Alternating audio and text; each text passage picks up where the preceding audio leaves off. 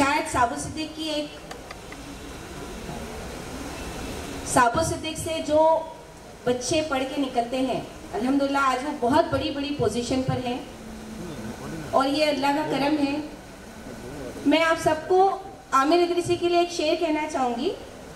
करीब आने से चलता है शख्सियत का पता, करीब आने से चलता है शख्सियत का पता, ज़मीन से तो चांद ज़रा सा दिखाई देता है। देखिए, मैं कहना चाहूँगी कि उस वक्त मैंने आमिर इदरीसी को देखा था, उसके बाद जब वो अपनी स्टडीज़ मुकम्मल करने के बाद, ग्रेजुएशन करने के बाद हमारे साबु सिद्दीक में एज ए लेक्चरर ज्वाइन हुए। मैं आपको बता दूं कि हमेशा परेशान रहा करते थे कि उनको आगे कुछ करना है। उनका हमेशा यह था कि मैं आगे क्या करूं। वो 100, 200 और 500 बच्चों को पढ़ाकर, बोलकर, बात करके मुतमईन नहीं होते थे। उनका ये सोच थी कि मैं कितना फास्ट लोगों तक पहुंचूं, कैसे मैं लोगों के लिए काम करूं। तो देखिए, इतना बड़ा फैसला लेना कि उन्होंने अपनी वहाँ से जॉब छोड़ दी और उसके बाद उन्होंने 1-2 साल और कंपनीज वगैरह में काम करने के बाद जो उनका ये मिशन था कि वो चाहते थे कि वो पूरे इंडिया में लोगों को जोड़े। देखिए, जोड़ने वाला जो काम था ये उनके दिमाग में पहले से था कि मैं किस तरह लोगों तक पहुँचूँ, किस तरह मैं लोगों को एक साथ एक प्लेटफॉर्म पे लाऊं, किस तरह मैं लोगों की, अपने कौम की खिदमत करूं।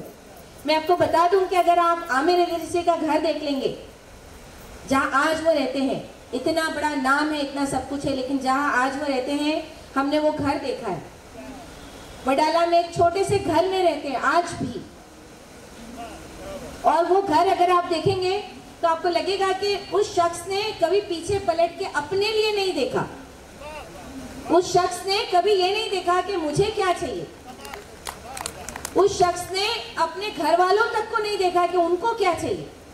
बस उसकी एक सोच थी कि मैं किस तरह अपने लोगों तक पहुंचूं। एक जुनून था और वो जुनून को लेकर आगे बढ़े।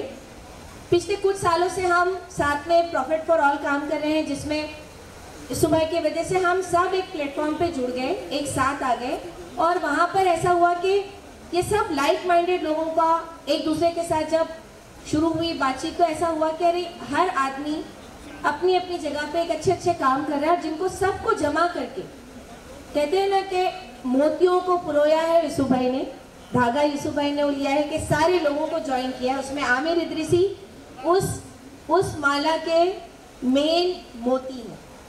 मैं आपको बता दूं कि उस माला में बहुत लोग हैं और उस माला के ये मेन मोती है। आज 100 इन्फ्लुएंसर्स में बहुत सारे लोग हैं, ऐसा नहीं कि आमिर इदरीसी, अच्छे लोग हैं, लेकिन सबसे यंगेस्ट जो शख्स है वो आमिर इदरीसी है। आज देखिए, उन्होंने आज 15 साल में कहां से कहां पहुंच गए लोगों को, और खुद नहीं। देखिए, मेन आदमी लीडर कौन होता है? वो होता है जो अपने साथ पूरे लोगों को लेके चले। तो इन्होंने सिर्फ अपने लिए नहीं, इन्होंने अपने साथ पूरे इंडिया को जोड़ा है। पूरे इंटरनेशनली ये फेमस है। इन्होंने अपने साथ पूरे इंडिया के बाहर के लोगों को भी जोड़ा है, और ये जोड़ना कोई आसान काम नहीं होता है। लोगों को अपने तक जोड़ना, वो भी बिना पैसों के। देखिए, ये बहुत बड़ी बात होती है। ऑनररी लोग आके आपसे जुड़ते हैं, आपके साथ काम करते हैं। अभी 2 दिन पहले हमने देखा लोग कहां से आए थे। आमिर के जो इनके AMP के प्रोग्राम के लिए चल रहा था, वो लोग यहाँ पर थे, हमने उनको देखा। यानी लोगों की मोहब्बत देखिए कि उनको कुछ नहीं हासिल है, इसमें कोई पैसा नहीं है, कुछ नहीं मिल रहा है, लेकिन वो इतने दूर से चल के आ रहे हैं, इनके साथ काम कर रहे हैं। तो आज हमें फख्र महसूस होता है, खासकर मुझे, क्योंकि मैं आमिर को 1 साल पढ़ाया है मैंने। तो मुझे ऐसा लगता है, मुझे फर्क महसूस होता है कि आज हमारे पढ़ाए हुए बच्चे आज कहाँ से कहाँ पहुँचे। तो हम टीचर हमेशा ये सोचते हैं कि हमारा बच्चा जब आगे जाता है तो हमारे लिए बहुत बड़ा फख्र की बात होती है हमारे लिए। और मैंने वो टाइम देखा। देखिए, आमिर के बारे में मैं एक बात और बता दूं कि जब हम इस साल प्रॉफिट फॉर ऑल कर रहे थे, और उस वक्त आमिर की अम्मी बहुत बीमार थी। उनके बारे में प्रॉफिट फॉर ऑल शुरू होने के पहले ही पता चल गया था कि उनकी तबीयत बहुत ख़राब है, और उनका इतना ये पता चल चुका था कि वो कुछ दिन की मेहमान है। आप सोचिए उस बच्चे पे क्या गुजरती होगी जो जबकि वो अपनी अम्मी से बहुत अटैच है, लेकिन उसके बावजूद हमने कहीं नहीं देखा कि कोई भी इवेंट में आमिर ने ये बोल के एक्सक्यूज दिया हो कि नहीं मेरी अम्मी बीमार है मैं नहीं आ सकता, बल्कि हमको बोलना पड़ता था आमिर तुम जाओ, घर जाओ, अम्मी के पास बैठो, अम्मी से बात करो। तो ये वो शख्सियत है और आज ये उनकी अम्मी की दुआएं हैं। देखिए वो जो माँ की दुआएं है ना वो इनको लगी है और ये इसी तरह दिन दुनी रात चौगनी तरक्की करेंगे इंशाल्लाह ज़रूर, हम सबकी दुआएं हैं। और मैं ये बोलती हूँ कि जैसा बहुत सही कहा गया कि आमिर इदरीसी एक नाम नहीं है, एक मूवमेंट है, एक तहरीक का नाम है जो एएमपी की शक्ल में लोगों को मिला है। तो हमको सबको एएमपी को सपोर्ट करना चाहिए, ये बहुत बड़ा काम कर रहे हैं और हम सब लोगों में अगर देखा जाए तो आमिर इदरीसी जो काम कर रहे हैं वो कोई नहीं कर पाएगा। शायद कोई दूसरा आए, हम दुआ करेंगे कि आमिर ये लेगेसी चलते रहे और भी आए, लेकिन आमिर इदरीसी ने जो सबको दिया है, हम सबको जो उन्होंने दिया है ये काबिल तारीफ है, इसकी जितनी तारीफ की जाए कम है। तो जब ये अवार्ड आया हम सबको ऐसा लगा, सबसे ज्यादा सुबह को लगा कि ये अवार्ड के बारे में, इसके जरिए लोगों तक आमिर इदरीसी के बारे में जो वो काम कर रहे हैं, देखिए आमिर इदरीसी नहीं, आमिर इदरीसी जो काम कर रहे हैं वो बहुत इंपॉर्टेंट है। वो आज एक एक छोटे से छोटे बच्चों तक पहुंच रहे हैं, एक एक ऐसे काम कर रहे हैं। आपने एएमपी की अभी जो डॉक्यूमेंट्री देखी और आपने जो अभी यहाँ पूरे जो काम बताया गया, अभी बहुत सारे लोग उनके बहुत सारी बातें बताएंगे, तो उन्होंने ऐसे काम किए हैं कि अगर हम उनके साथ जुड़ेंगे तो हम अपनी कम्युनिटी, हमारी सोसाइटी, हमारे देश, हम सबको आगे लेके जाएंगे। तो इंशाल्लाह मैं आप सबको बोलती हूँ कि मेहरबानी करके प्लीज़ अपने बच्चों को, देखिए ये एक रोल मॉडल है हमारे बच्चों के लिए। आज हमारे जितने बच्चे हैं उनके लिए आमिर इदरीसी एक रोल मॉडल है। तो मैं चाहूँगी कि हमारे सब पेरेंट्स, बच्चे इनसे जुड़े, इनके साथ मिलकर काम करें। देखिए कुछ नहीं आपसे चाहते हैं, लेकिन आपका साथ चाहते हैं और हर तरीके से मदद करें जो तरीके से हम कर सकते हैं। तो एएमपी के लिए आगे बढ़िए और मैं आमिर इदरीसी को एक बार अपनी तरफ से मुबारकबाद देती हूँ। बहुत बहुत मुबारक हो आमिर, और अल्लाह आपको इसी तरह दीन दुनी रात चौगनी तरक्की दे। आमीन। बहुत शुक्रिया देवा मैडम।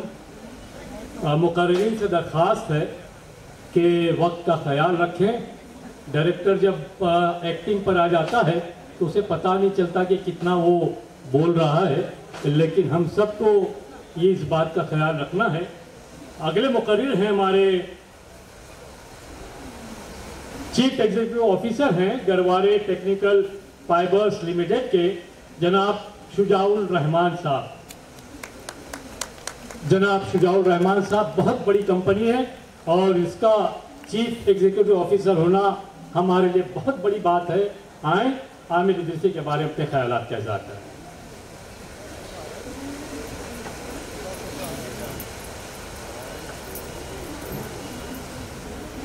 अस्सलाम वालेकुम। बिस्मिल्लाहिर्रहमानिर्रहीम। पहले तो मेरा ये पहला इंटरेक्शन एएमपी से है। आमिर भाई से मेरे फ़ोन पे बात कई बार हुई, लेकिन मिला आज पहली बार हूँ। बहुत बहुत मुबारक हो आपको, माशाल्लाह आपने बहुत मेहनत की 17 साल और आपने एएमपी को कहाँ से कहाँ पहुँचा दिया। मैं अपने बारे में थोड़ा सा बताता हूँ। मेरी एजुकेशन अलीगढ़ मुस्लिम यूनिवर्सिटी से हुई और उसके बाद मैं हार्वर्ड से भी पढ़ने गया। तो एक ऐसा इंस्टीट्यूशन जो सर सैयद साहब ने बनाया था, उसने आज कितने हज़ारों लाखों लोगों को आगे बढ़ाया है और करियर दिया है। मुझे लगता है कि एएमपी जिस हिसाब से काम कर रहा है, हो सकता है आगे चल के हम लोग भी बातें करेंगे। एएमपी ने भी बहुत से लोगों को करियर दिया और लाइफ दी। एक चीज़ मैं बोलना चाहता हूँ, थोड़ा डेटा दूंगा मैं, कॉर्पोरेट वर्ल्ड से आया हूँ तो मैं आपको डेटा देने की कोशिश करूँगा। इंडिया में आपको सबको मालूम है कि करीब 15% मुस्लिम पॉपुलेशन है इंडिया में। उस 15% में ग्रेजुएट्स जो हैं, जो लेटेस्ट एस्टीमेट है उसके हिसाब से 100 में 7 या 8 लोग ही ग्रेजुएट हो पाते हैं।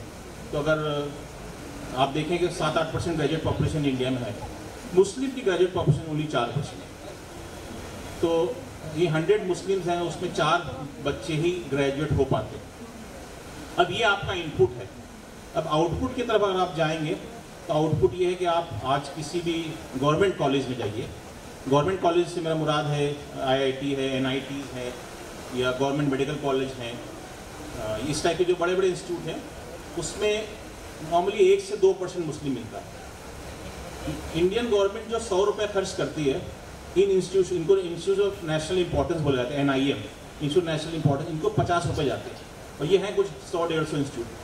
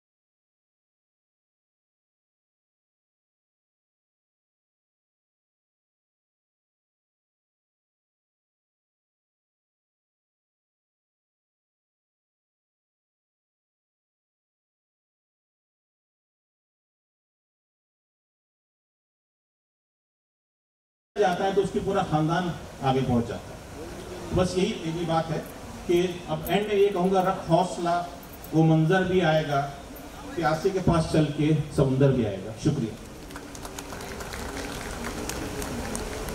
बहुत शुक्रिया सुजाउल साहब, आपने बहुत अच्छी बातें बहुत मुख्तसर वक्त में की, बहुत बहुत शुक्रिया। हाज़रीन, आमिर इदरीसी शहर में जब नए नए वारिद हुए थे, आए थे, तो कुछ लोगों ने उन्हें तलाश किया था और पहला शख्स जिसने आमिर इदरीसी के मुस्तकबिल को अपनी आंखों से देखा था उसका नाम है सईद खान। सईद खान एक ऐसी शख्सियत है कि बरसों से ऐसे लोगों को तलाश कर रहे हैं जो आगे चलकर बहुत काम कर सकते हैं, काम हो सकता है। ये गाना चंगेजी का सर अतुल वासे साहब एक शेर है, मैं कौन हूँ क्या हूँ समझता हूँ मगर दुनिया को समझाने, सरापा राज हूँ, कौन हूँ क्या हूँ मैं समझता हूँ मगर दुनिया को समझाने नहीं आता। और सईद खान के बारे में कह सकते हैं कि सरापा राज हूँ, कौन हूँ क्या हूँ मैं समझता हूँ मगर दुनिया को समझाने नहीं आता।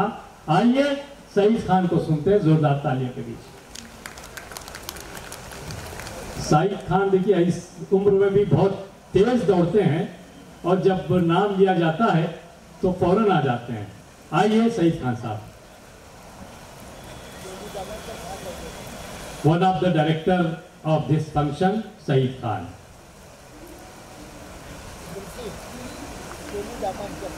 ऑर्गेनाइजेशन ना हो, ऑर्गेनाइजेशन नहीं बनती। बड़ी बड़ी पॉलिटिकल पार्टियां वासे साहब समझते हैं, या तो वो होती हैं या कोई बड़ी सारा सपोर्ट सिस्टम लगाती हैं ताकि उसके बेनिफिट्स को वो अपने पर्टिकुलरली गोल के लिए अचीव कर सकें। एएमपी का कमाल वासे साहब ये है कि ये चंद नौजवान 17-18 उठे, किसी की कमेटी नहीं चलती चैरिटी कमिश्नर में और वक्फ बोर्ड में जाइए तो एक ही मस्जिद के 4-4 केसेस चल रहे हैं, लेकिन खुलूस की बुनियाद पर रखी गई और खुलूस की बुनियाद पे मुजमा हुए सारे लोगों ने जब एमपी में काम करना शुरू किया तो हम देखते हैं कि ये एमपी मुत्तहिद होकर ये सारा काम करती है। साथियों, सफर बड़ा तवील है आमिर का, एएमपी का, जिनकी तफसीलात गाहे बगाहे अभी आपके सामने आती रहेंगी। कुछ शिकायतें आमिर से मेरी है जाती, क्योंकि गुर्बत रही है पहले दिन से, कि जितना एफर्ट, जितनी एनर्जी, जितना थॉट प्रोसेस, जितना रेवोल्यूशनरी मूवमेंट और थॉट उसके दिमाग में आते हैं, अगर वो अपनी जाती जिंदगी के किसी कारोबार में लगाता तो ये उन लोगों के साथ में होता जिसमें यहां बहुत सारे लोग बैठे हैं। यकीन जानिए कह रहा हूं, उतना टैलेंट, उतनी एबिलिटी, उतनी सिंसियर थिंकिंग, उतना डिवोशन, उतना हार्डवर्क अगर कम्युनिटी के काम के अलावा, एएमपी के काम के अलावा किसी बिजनेस प्रोसेस में लगाता तो यहां पहले 15 सीटों पे बैठे हुए लोगों की साथ में बात बैठा होता। लेकिन एएमपी एक उसकी धुन है, एएमपी उसकी दीवानगी है। जब सोच लिया करना है तो उसको कामयाब कर दिखाना है, उस दीवानगी ने उसको जो इस पोजीशन में पहुंचाया। शिकायत है आमिर से, मेरी शादी शिकायत है। फोन किया उन्होंने मुझको, बोले सही भाई सर दुख रहा है। मतलब कहाँ हो? बोले ऑफिस में। मतलब ब्लड प्रेशर कितना है? बोले मालूम नहीं, लेकिन बहुत ज्यादा दुख रहा है। आमिर सोए कब थे? बोले 3 बजे रात को। एएमपी के बहुत सारे काम थे। मैंने कहा this is not good. AMP needs you, community needs you. तुम ये सब क्या कर रहे हो? फॉरेन हॉस्पिटल जाओ। वहां जाके देखा तो ब्रेन स्ट्रोक आ चुका था, ब्रेन स्ट्रोक आ चुका था, आईसीयू में एडमिट करना पड़ा। अल्लाह की कसम खा के कहता हूं, सिवाय एएमपी और मिल्लत के उसको कोई और बोझ था ही नहीं, कोई और रिस्पॉन्सिबिलिटी उसके दिमाग में थी ही नहीं, कोई और एंजाइटी उसके पास थी ही नहीं, सिवाय इस एंजाइटी के कि प्रोजेक्ट्स बहुत सारे एएमपी के काम पड़ा हुआ है, कैसे करूंगा। फिर देखते हैं, बंबई का जुमला यूज करूंगा कि वो शख्स सुधरने का नाम नहीं लेता। मेरे अभी भी गुस्सा कायम है कि एक दिन अचानक पता चलता है, फिर वही वाकया, फिर वही बात कि सही भाई लेफ्ट हैंड दुख रहा है और जो है वो पसीना निकल रहा है। मतलब कहाँ हो? बोले बाइक चल रहा। मैंने गाड़ी घुमाओ बाइक और सीधा मसीना हॉस्पिटल जाओ। मसीना हॉस्पिटल पहुंचते हैं तो पता चलता है माइनर अटैक का प्रोसेस शुरू था, अल्हम्दुलिल्लाह बच गया। एंजियोग्राफी कराते हैं, एक नस 95% ब्लॉक मिलती है और उसको एंजियोप्लास्ट कराना पड़ता है। ब्रेन स्ट्रोक से गुजरा हुआ आदमी, एंजियोप्लास्ट से गुजरा हुआ आदमी अगर पूरे दिन की तगड़ो उसकी देख ले तो आप उस पर रश्क करेंगे, आप उसको माथा चूम कर ये बात कहेंगे कि तेरी दीवानगी को अल्लाह कबूल कर ले। तुमने जो ख्वाब देखा है एमपी के जरिए मुल्लत के इर्तिका का, उसके उरूज का, ऐ खुदा कम से कम इस बेपनाह खिदमत को तू कबूल कर ले, इस उम्मत को वो सब दे दे जो आमिर अपने ख्वाबों में देखता है। साथियों, जैबा मलिक साहबा ने कुछ गुफ्तगू की, बहुत सख्त वक्त होता है।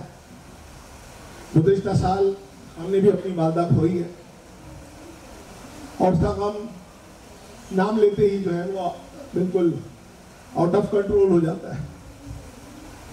ये नौजवान ने भी, जिसकी माँ उसको बेपनाह प्यार करती थी, आज इस मजमे में अगर वो होती तो सबसे ज्यादा फील प्राउड करने वाली कोई औरत होती तो उसकी माँ होती। इस मजमे में अपने बेटे की कामयाबी को देखकर जो माँ अश्क बहाती खुशियों के, वो उसकी माँ होती। लेकिन आमिर, तुम खुश नसीब हो। यकीन जानिए उसी तरह मां की तरह प्यार करने वाले बेपनाह लोग तुमको मिलेंगे। वो शख्सियत जो तुम्हारी मां की मौजूद नहीं है, लेकिन अगर मां की उस मोहब्बत को देखना चाहते हो तो तुम्हारे अतराफ में बेशुमार ऐसे लोग हैं जो तुमको बिल्कुल अपनी औलाद जैसी मोहब्बत करते हैं। साथियों, ये सफर बड़ा तवील था, बड़ा जद्दोजहद भरा था। पहले पड़ाव में हमको अजीज मक्की मिलते हैं जो गार्डन दे देते हैं, बड़े दिनों तक हम लोग वहाँ काम करते हैं। मुंबई शहर में जगह दुनिया का सबसे मुश्किल तरीन काम है। मेहमान को दिन भर खिला लो, पिला लो, घुमा लो, शाम में पूछना पड़ता है कि सोएगा कहाँ, जाएगा कहाँ, जगह नहीं है। लेकिन हमने गार्डन से सफर शुरू किया। उसके बाद एक बहुत ही शफीक, रहनुमा, रहबर, भाई, बुजुर्ग, ना जाने क्या कहते हैं, हमें शब्बीर अंसारी मिलता है। तो शब्बीर अंसारी अपनी इतनी बड़ी ऑफिस 8 साल के लिए यूं ही दे देते हैं। ये शब्बीर अंसारी का काम है। और उसका दूसरा लैग क्रिएट होता है। एक शख्स मुंबई शहर में ना जाने कितनी एनजीओ को जिंदगी बख्शता है और ना जाने कितनी तंजीमों को उसने खड़ा कर दिया जो उम्मत और इंसानियत की खिदमत कर रही है। उस शख्स का नाम यूसुफ अबरानी है। नो डाउट, नो बटरिंग, अगर आप कहें किसी दिन तो 1 घंटा उनके खिलाफ भी कुछ बोलूंगा, आप इजाजत देंगे सुबह को। लेकिन एएमपी को जो सपोर्ट यूसुफ अबरानी ने दिया, उसके बाद एक ऐसी झड़ी, ऐसी कड़ी लगी है जिसकी पूरे लोग यहाँ बैठे हैं। डॉक्टर पाटनकर से लेकर, शहजाद अबरानी से लेकर, निजामुद्दीन रायन से लेकर, निजामी साहब हो या सुहेल खंडवानी साहब हो या शाहबाज सिद्दीकी साहब हो, सारे लोग, अरशद सिद्दीकी साहब हो, सारे लोग, ये सारे लोगों ने मोहब्बतों के साथ जो कुछ हो सका एएमपी के लिए कुर्बानी दी और अपना हिस्सा अदा किया। साथियों, आखिरी बात, तरक्की जो है वो ज्योमेट्रिकल होती है। 2 से 4, 4 से 8, 8 से 12, 8 से 16, 16 से 32, 32 से 64, ऐसा होता है जब आप काम अच्छा करते हैं। एएमपी अल्हम्दुलिल्लाह यही ज्योमेट्रिकल ज़र्ब की तरफ है। सिर्फ और 5 साल देखिएगा, आप इस शाम को भी फख्र से महसूस करेंगे कि एएमपी के उस प्रोग्राम में मैं गया था जहां आमिर इदरीसी को 100 नुमाइंदा लोगों में चुना गया था और उस तकरीब का मैं भी हिस्सा था।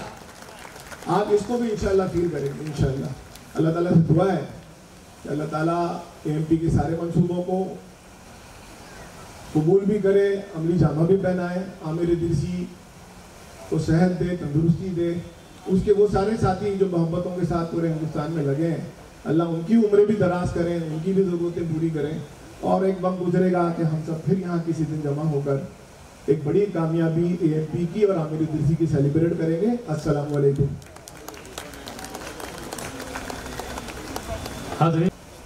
आइए, अब तक तो हम स्लाइड शो के जरिए, वीडियो के जरिए हम आमिर इदरीसी को देख रहे थे, उनके कारनामों को देख रहे थे। हम चाहेंगे कि बजाते खुद वो अपने कार्रवाइयों के बारे में, अपने कामों के बारे में, और उनका एक तीखा इंटरव्यू यहाँ पर लिया जाना है। और बहुत अच्छे जर्नलिस्ट, बहुत कामयाब जर्नलिस्ट, और जो हमेशा टेढ़ा टेढ़ा चलते हैं, आज यहाँ पर सीधे से आमिर इदरीसी का इंटरव्यू लेने के लिए आ रहे हैं। रेबा अयाज साहब, आप तमाम लोगों से दरख्वास्त है कि इन दोनों शख्सियात के लिए इंटरव्यू लेने वाले और इंटरव्यू देने वाले आमिर इदरीसी से दरख्वास्त है, जोरदार तालियों के बीच इस रेबा अयाज साहब, बहुत कामयाब जर्नलिस्ट, एक जाना पहचाना चेहरा टीवी का, और एक काम जिन्होंने किया है आमिर इदरीसी। तो जब तक जिंदा हो, जब तक आपकी सांस चल रही है, जब भी नाम सुनो एएमपी का, तो आप हम सब साथ में रहेंगे। आज हमारे बीच में बहुत ही बेहतरीन लोग बैठे हैं, इतने बड़े लोग बैठे हैं। हमारे अलीगढ़ के एक्स वाइस चांसलर, हमारे और सारे मशहूर लोग बैठे हैं।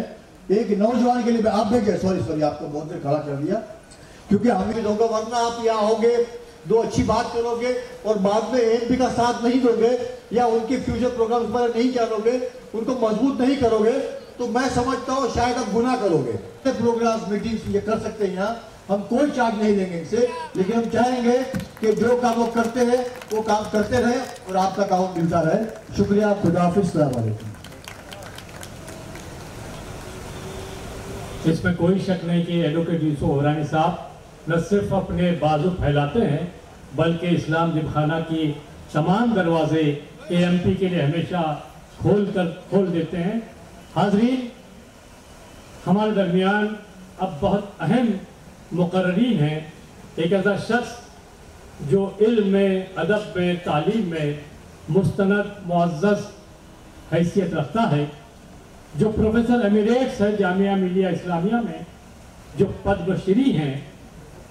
इनके आगे पीछे कई साबक़े लाहक़े हैं इनका एक कौल है कि 3 मीम उर्दू वालों 3 मीम माँ, मादर वतन और आपकी मादरी जबान, इसका एहसान आप जिंदगी भर नहीं लौटा सकते। मेरी मुराद है पद्मश्री प्रोफेसर अख्तरुल वासे से। कोई तो ऐसा हो जिसका लहजा फूलों जैसा हो, जिसकी बातों की खुशबू से रूह तक महक जाए। कोई तो ऐसा हो जिसके कदमों की आहट से दिल में हलचल हो। कोई तो ऐसा हो जिसकी मोहब्बतों से मोहब्बत हो। कोई तो ऐसा हो जो आपके जैसा हो। कोई तो ऐसा हो जो आपके जैसा हो।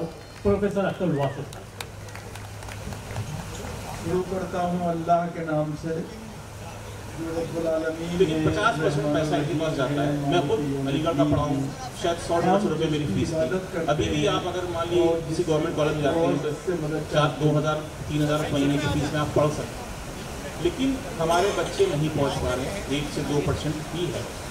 अब मैं प्राइवेट सेक्टर की तरफ आता हूँ। प्राइवेट सेक्टर में आज की डेट में काफ़ी लोग यहाँ से प्राइवेट सेक्टर से हैं। 3,500 लिस्टेड कंपनीज हैं इंडिया में। उन 3,500 लिस्टेड कंपनीज में शायद 15 या 20 कंपनीज हैं जो owned by Muslims, that's it, यानी 0.5%, 0.4%।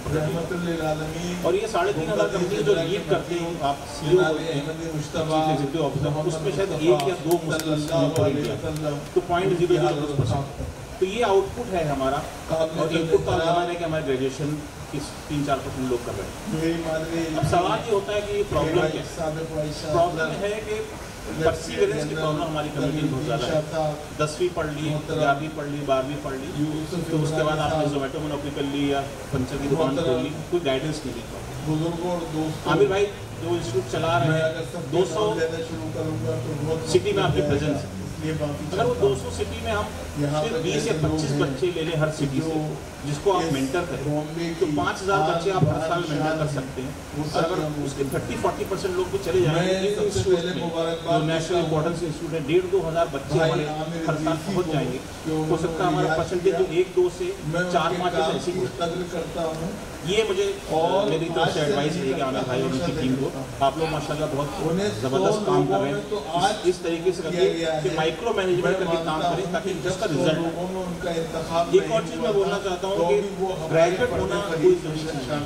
ग्रेजुएट के बाद आपने क्या किया, प्रोफेशनल ग्रेजुएशन आपको होना चाहिए, जिससे आप चाहे कंप्यूटर कोर्स कर लें या आप इंजीनियरिंग कर लें, कुछ भी कोर्स कर लें, उसकी जॉब मार्केट में वैल्यू हो। एक और चीज़ AMP कर सकती है मेंटरिंग, जो आज मुझे लगा आप लोग कर रहे हैं। आज एक कुछ दिन पहले कंपनी इंडिया में लीडरशिप मैनेजमेंट की, उन्होंने 4-5 लोगों को मेंटर करने के लिए इंस्टीट्यूट किया पूरे इंडिया में, जो 100 बेस्ट लीडर्स होंगे इंडिया, उनको मेंटर करने का। तो मुझे भी वो मौका मिला कि मैं उनको मेंटर करूँ। तो मैं तो चाहूँगा मैं अपनी कम्युनिटी के बच्चों को मेंटर करूँ। जो लोग ग्रेजुएशन करने के बाद, इंजीनियरिंग करने के बाद जॉब कर रहे हैं, उनको आगे कैसे होता है। हमें रास्तों के खुले होने के लिए इधर से या उधर से अपने लिए राह निकालनी चाहिए। दूसरी बात जो मुझे अर्ज करनी है, वो बात अर्ज करनी है कि यहाँ पर इन्होंने जो एजुकेशन, एम्प्लॉयमेंट और एम्पावरमेंट की बात की है, वो बुनियादी तौर पर नबी करीम अलैहिस्सलाम ने भी की थी। और उसकी बात मुझे आप कहने की इजाज़त दी है, इस्लामिक स्टडीज़ का तालिब इल्म हूँ, इसलिए उससे ज़्यादा कोई बात नहीं कर सकता। वो ये कि नबी करीम अलैहिस्सलाम ने इंसान की कामयाबी के लिए जो 2 राज बताए, उनमें एक तालीम थी और एक तिजारत। हम ये समझते हैं कि तालीम के बारे में किसी को कुछ कहने की ज़रूरत नहीं है। नबी करीम अलैहिस्सलाम ने हमें जो तालीम का नज़्म दिया और निज़ाम दिया, वो गैर मामूली था। उसमें उन्होंने बुनियादी तौर पे हमें ये बताया कि तालिब इल्मों का मज़हब देखना चाहिए, उस्ताद का मज़हब नहीं। उस्ताद का मज़हब बुनियादी तौर पे उसकी महारत होनी चाहिए, उसका मज़हब नहीं होना चाहिए। और ये नबी करीम अलैहिस्सलाम ने मदीने जंग बदर के जो कैदी थे, उनको लाकर उनकी रिहाई के लिए जो परवाना की शक्ल दी, उसके बारे में इससे ज़ाहिर हो जाता है। दूसरी बात जो मुझे अर्ज करनी है वो ये कि देखिए, बॉम्बे में ये बात कहने की ज़रूरत नहीं है, बॉम्बे वाले मुझसे बेहतर जानते हैं। नबी करीम अलैहिस्सलाम ने दूसरी कामयाबी की शर्त हमें तिजारत बताई, और तिजारत में मामला ये है कि जिसके हाथ में मंडी होती है उसके हाथ में मुंडी होती है। ये बात हमेशा ख्याल रखनी चाहिए। अब जहाँ तक सवाल है एम्पावरमेंट का, हिंदुस्तान के अंदर बुनियादी तौर पे हमें इस बात का ख्याल रखना चाहिए कि परेशानियां हैं, लेकिन परेशानियों से परेशान नहीं होना चाहिए। हमें उनका हल ढूंढना चाहिए, और हल ढूंढने के लिए वही रास्ता इख्तियार करना चाहिए जो आमिर इदरीसी और उनके रुफ़क़ा ने इख्तियार किया है, और पूरे मुल्क में AMP के नाम से वो तहरीक चला रहे हैं। साहिबो, मुझे सिर्फ आखिर में एक बात अर्ज करनी है, और वो बात ये अर्ज करनी है, ज़माने में उतार चढ़ाव हमेशा आते, हम इस दौर में भी उतार चढ़ाव से गुजर रहे हैं। अभी यूसुफ इब्रानी साहब ने हमने बिल्कुल ईमानदारी से बात कही और जुर्रत के साथ बात कही कि हम एक तरह से इस वक्त जिस माहौल से गुजर रहे हैं वो इंतहाई तकलीफ दे और दुश्वार का गुजार माहौल है। लेकिन मुझे उसके साथ ही आपसे ये बात भी अर्ज करनी है, और इस बात को यकीन रखिए और इस बात पर ईमान रखिए, इस बात पर आप पूरी तरह से भरोसा रखिए कि वो कौम जो सानह करबला के बाद जिंदा रही, वो कौम जो सुकूत बगदाद के बाद जिंदा रही, वो कौम जो 1857 के बाद जिंदा रही, जो 1947 के बाद जिंदा रही, जो 1992 के बाद जिंदा रही, और जो 2002 के बाद जिंदा रही, वो आगे भी जिंदा रहेगी। उसे कुछ होने वाला नहीं है, हमें इसके लिए बिल्कुल परेशान नहीं होना चाहिए। साहिबो, आखिर में मुझे सिर्फ ये बात अर्ज करनी है और इसके अलावा कुछ अर्ज नहीं करना है कि हमें परेशान नहीं होना चाहिए। अपने लिए मुस्तकामत और इस्तक़लाल का जो सबक नबी करीम अलैहिस्सलाम ने और हमारे मजहब ने पढ़ाया है, हमें उसे पढ़ना चाहिए। मैं उन लोग यहाँ पे लोगों की तादाद के कम होने का गिला और शिकवा नहीं करूँगा, इसलिए कि बुनियादी तौर पे गिला और शिकवा तो उस सूरत में होना चाहिए जब हमारे पास मकसद खुद अजीम न हो, हमारे पास मकसद की अजमत मौजूद है, हमारे पास आमिर इदरीसी और उनके रुफ़क़ा जैसे लोग मौजूद हैं, हमारे पास यूसुफ इब्रानी, डॉक्टर पाटनकर और दूसरे लोग खंडवानी साहब जैसे लोग मौजूद हैं, हमारे पास सईद खान जैसे लोग हैं। तो हमें परेशान होने की क्या ज़रूरत है? हमें परेशान नहीं होने की ज़रूरत है। हमें इंशाअल्लाह इस बात का ख्याल रखना चाहिए कि जिस कौम के बाद फारूक सैयद जैसे लिखने वाले और उसको एक तरह से हम तक पहुंचाने वाले लोग मौजूद हैं, उस वक्त तक हमारा कुछ नहीं हो सकता। आइए हम और आप मिलकर एक बात का वादा अपने आप से करें, किसी और से नहीं। और वो वादा क्या है? वो वादा ये है कि हम जो हमारा जो मकसद है, हमारा जो मनसब है, हमारा जो प्रोग्राम है, उसको आगे बढ़ाएंगे और इंशाअल्लाह एक दूसरे के हाथ में हाथ डालकर दुनिया को बताएंगे। एक बात मुझे और अर्ज करनी है, वो ये कि मुसलमानों के साथ हमें गैर मुस्लिमों को भी अपने साथ लेना चाहिए और उनकी मदद भी करनी चाहिए, क्योंकि उनकी मदद करने के साथ हम बुनियादी तौर पे अपने लिए बेहतर सफ़ीर तैयार करेंगे और दुनिया को बताएंगे कि मुसलमान जब सोचता है तो अपने लिए नहीं सोचता है, बल्कि अपने मुल्क और अपने मुल्क के तमाम रहने वालों के लिए वो बराबर से सोचता है। यही हमारा पैगाम होना चाहिए। बहुत बहुत शुक्रिया। बहुत अच्छी बात, बल्कि बहुत मैं आपको यहाँ बैठने के लिए कहा है। हाज़रीन, हमारे दरमियान एक ऐसी शख्सियत है जो प्रैक्टिकल मैन की हैसियत से जानी जाती है, जिन्हें वॉल मैन भी कहते हैं। मेरी मुराद वीआर शरीफ से है। आए आप आमिर इदरीसी के लिए, AMP के लिए अपने ख्यालात का इज़हार करें। वीआर शरीफ साहब, जिनसे मिलकर जिंदगी से इश्क हो जाए वो लोग, आपने शायद न देखे होंगे, मगर ऐसे भी हैं VR शरीफ साहब।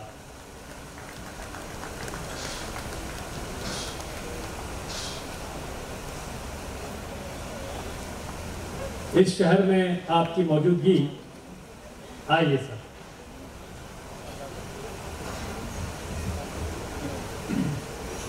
अस्सलाम वालेकुम व रहमतुल्लाहि व बरकातहू।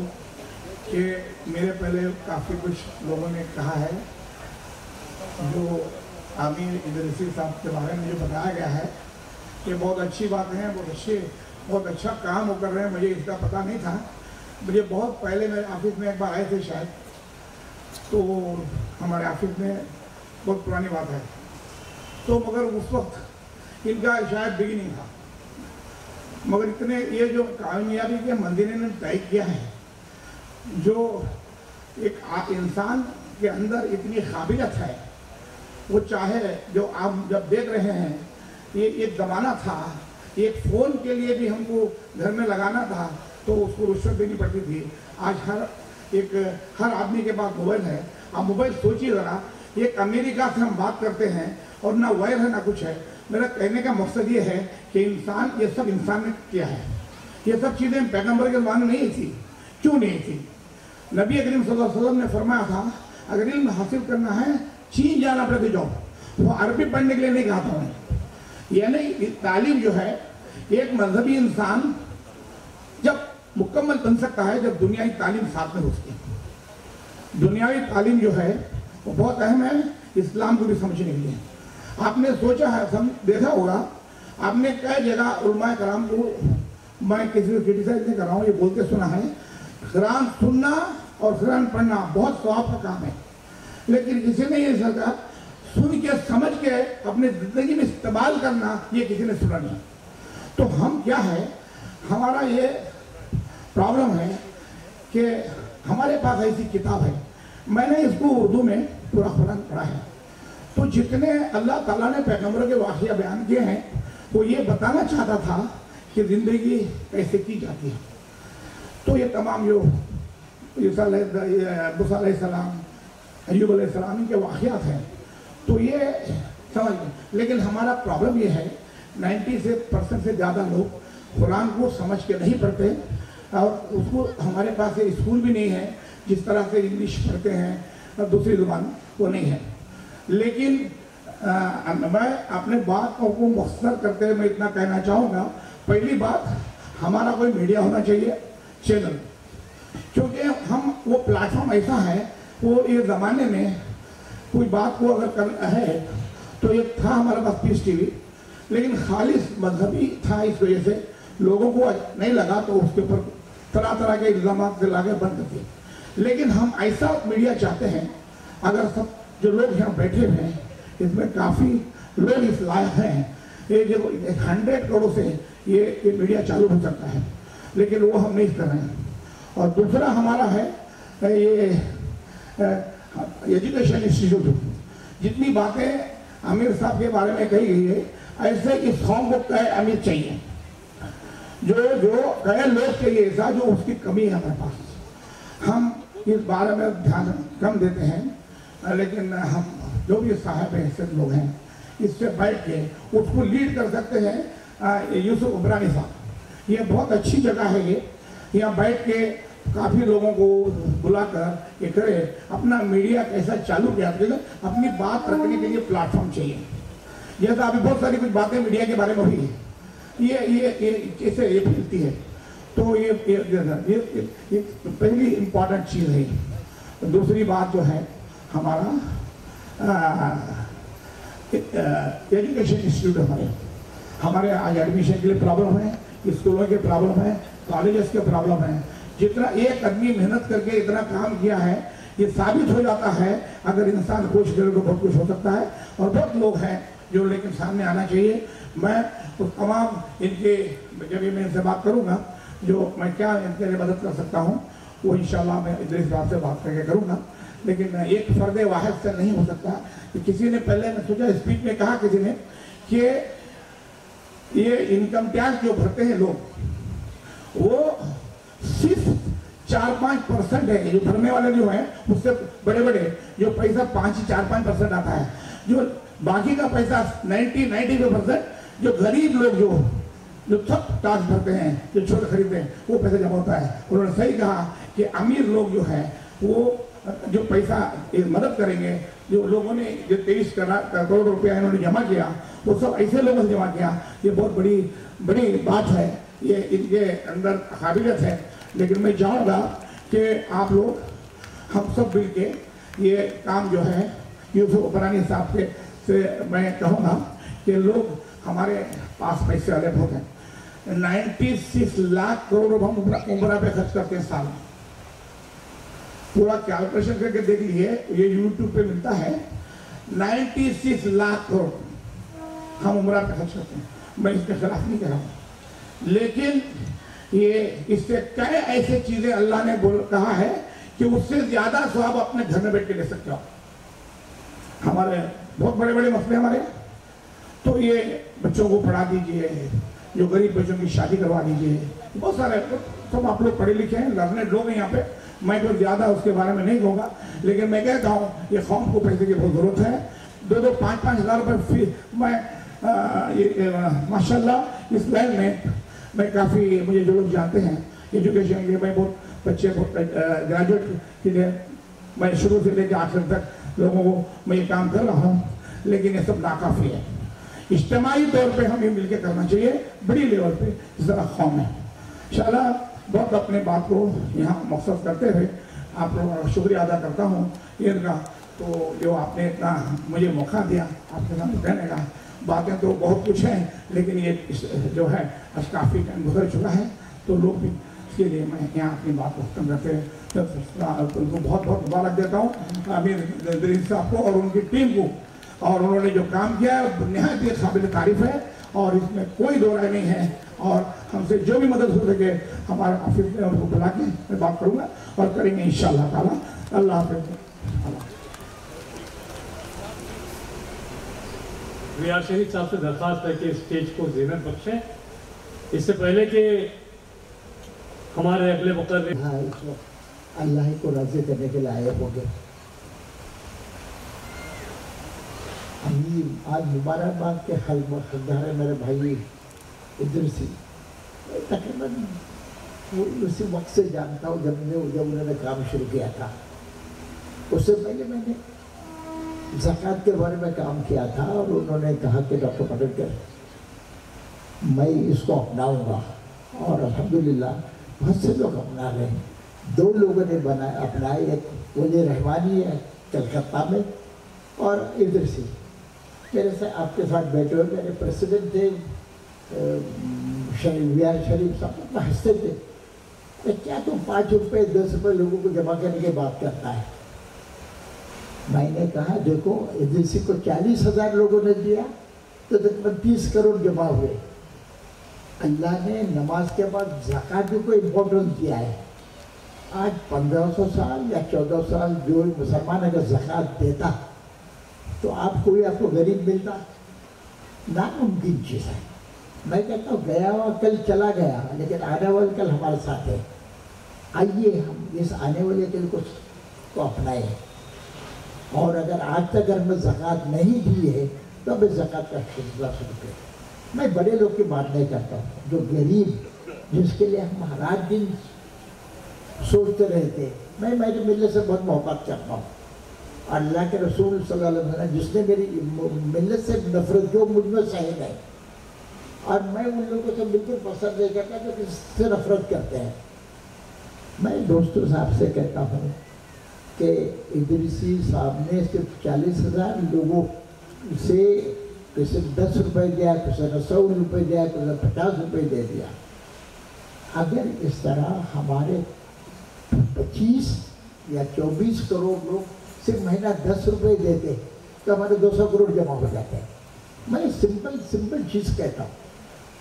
मैं अमीर इदरीसी को मैं तकरीबन 16 साल से ऑब्जर्व कर रहा हूँ, बड़ा अच्छा काम कर रहे हैं। मैं ऐसे लोगों को प्रूव करने की कोशिश करता हूँ कि भाई चलो जिसमें भी हर एक कोई कुछ कर नहीं सकता।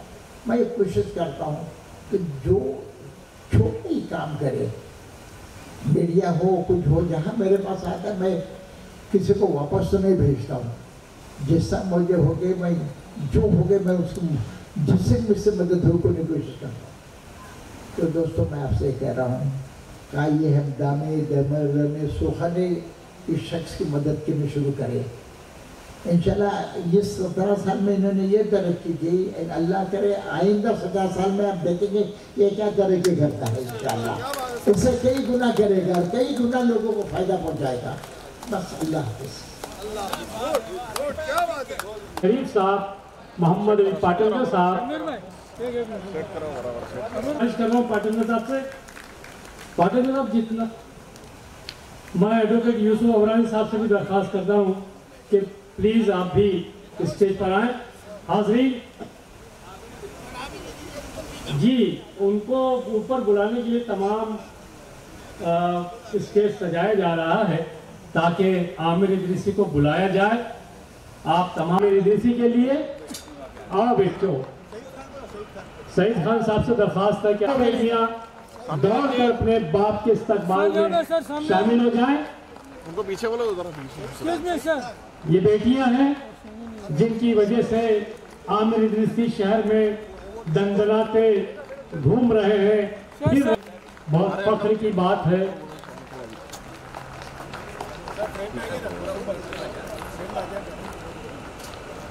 कि तमाम मुअज़्ज़ज़ मेहमानान मुल्क नहीं बल्कि बैनुल अक़वामी सतह पर, इंटरनेशनल लेवल पर अपनी मौजूदगी दर्ज कराते हैं। ज़मीरुद्दीन शाह साहब अपने हाथों से आमिर इदरीसी साहब की खिदमत में शॉल पेश कर रहे हैं। दूसरी तरफ प्रोफेसर अख्तरुल वासे साहब आपके दाईं तरफ दुआओं से नवाज रहे हैं। एडवोकेट यूसुफ अबरानी साहब एक बैज जो हमेशा आमिर इदरीसी के सीने पर लगा रहेगा, खूबसूरत बैज बनाया है एडवोकेट यूसुफ अबरानी साहब ने। ये तोहफा यूसुफ अबरानी साहब आप प्लीज साथ में आए। आपकी मौजूदगी हमेशा याद दिलाएगी कि आपने इतना बड़ा काम किया था। ये तमाम साथी, सेंटर लोग, फोटोग्राफर, वीडियोग्राफर, आप तमाम लोगों का बहुत शुक्रिया कि आप इतनी मोहब्बतों से आमिर इदरीसी को अपने कैमरे में कैद कर रहे हैं। यकीनन साहब को शॉल पहनाने के लिए बहुत बड़ा नाम है, फनकार बहुत बड़े हैं। इदरीस निजामी साहब कोकन बैंक के चेयरमैन। थोड़ा लंबा बोलने वाला हूँ और मेरी बात हमारे फजल अजीज भेजा है इंडो अरब सोसाइटी की तरफ से मजीद शेख साहब और जी थोड़ी देर के बाद जी सर सामने देखिए, सामने सर। नहीं अभी है ना, बाकी है, आपको पूरी तरह से मौका दिया जाएगा। Thank you.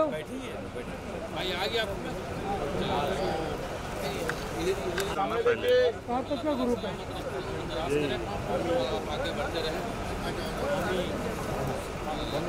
Thank you.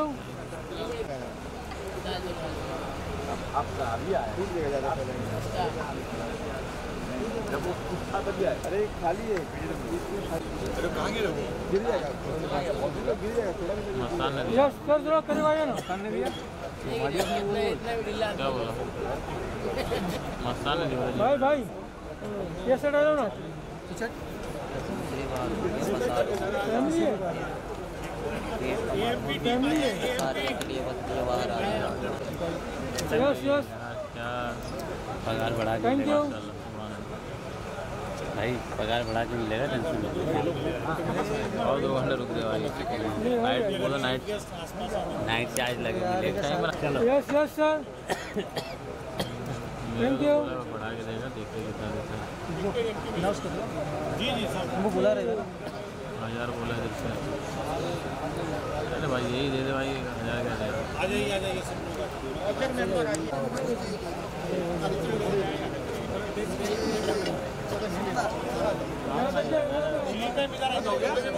कहने बोल रहे यार हो गया यहाँ पे बजट